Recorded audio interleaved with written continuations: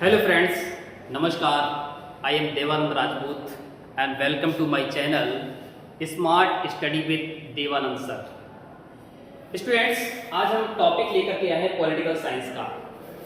Political science का एक बहुत इंटरेस्टिंग टॉपिक है पावर शेयरिंग। क्लास 10th का है, class 10 CBSE board. What is the meaning of power sharing? Power sharing किसको कहते हैं? सिंपल सा टर्म है टू डिस्ट्रीब्यूट पावर। जब हम पावर को डिस्ट्रीब्यूट कर देते हैं that is known power sharing. अब हम पावर को डिस्ट्रीब्यूट कैसे करते हैं? Political sharing. पॉलिटिकल पावर को हम डिस्ट्रीब्यूट करते हैं among all the citizens of the nation to each and every individual person। अगर हम सभी को पावर शेयर कर देते हैं, like if we take the example of varieties of religion, community, culture, caste, languages.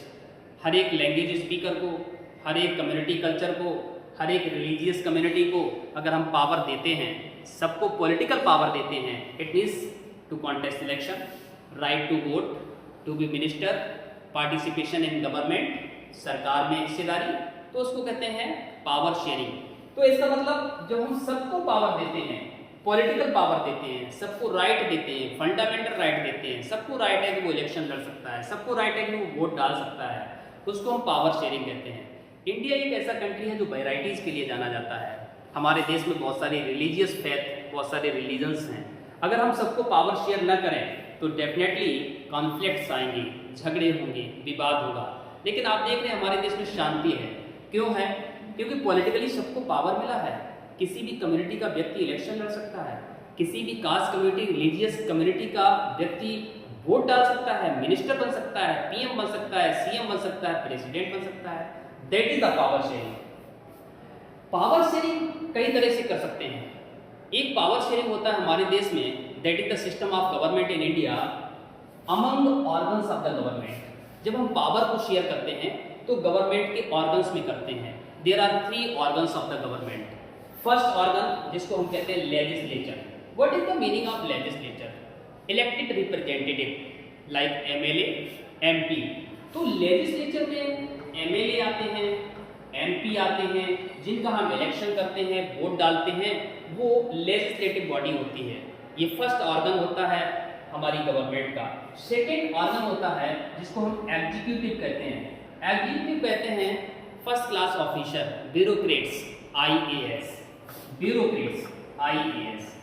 जो एडमिनिस्ट्रेटिव ऑफिसर होते हैं, एडमिनिस्ट्रेशन में वर्क करते हैं, किसी भी लॉ को, किसी भी कानून को एग्जीक्यूट करते हैं, इंप्लीमेंट करते हैं, उसको हम कहते हैं executive department. That is the second organ. ये दूसरा अंग है सरकार का, जिनमें सारे ब्यूरोक्रेट्स आते हैं, सारे आईएएस आते हैं, जो बनाए गए नियम कानून को एग्जीक्यूट करते हैं, इंप्लीमेंट करते हैं। और तीसरा ऑर्गन होता है जिसको जुडिशरी कहते हैं, जज एंड कोर्ट। कोर्ट में जितने भी कॉन्फ्लिक्ट होते हैं, डिस्प्यूट होते हैं, उनको रिजॉल्व किया जाता है।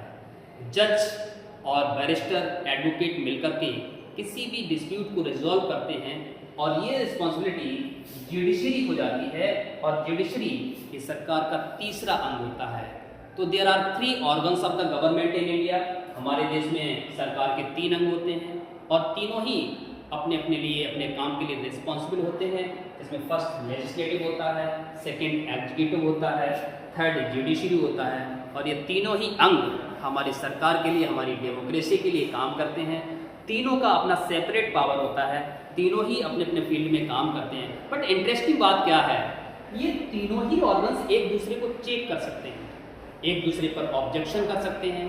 ऐसा नहीं कि मैं तीनों में जुडिशरी या एग्जीक्यूटिव या लेजिस्लेचर अपने आप में फ्री हूँ। फ्री नहीं है, कंप्लीट फ्री नहीं है। काम करने के लिए फ्री है, लेकिन गलत काम करने के लिए फ्री नहीं है। इन तीनों को, ये तीनों एक दूसरे को चेक कर सकते हैं, ये तीनों एक दूसरे को कंट्रोल कर सकते हैं। This system is known check and balance. जब एक दूसरे को चेक कर सकते हैं तो इसको हम कहते हैं check and balance. Thank you friends.